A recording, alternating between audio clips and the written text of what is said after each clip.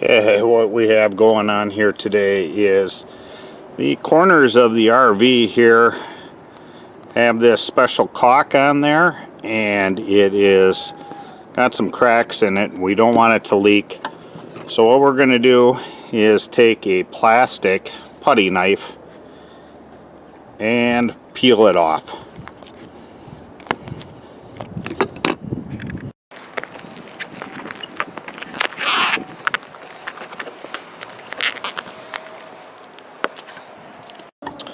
Okay, now that we got that cleaned up, we want to make sure that it's completely dry, and we will use a special self-leveling caulk that is made for these types of roofs.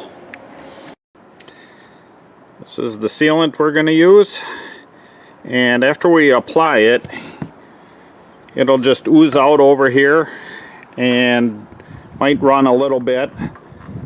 We want to let it dry for 2 days before we even move our RV.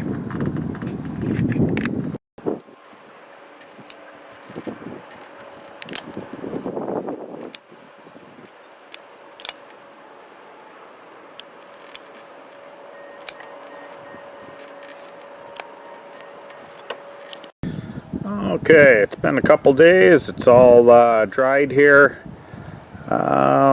Probably should have got white. I just got what they had. And if you need to put it on a vertical surface, you need the low sag type of sealant.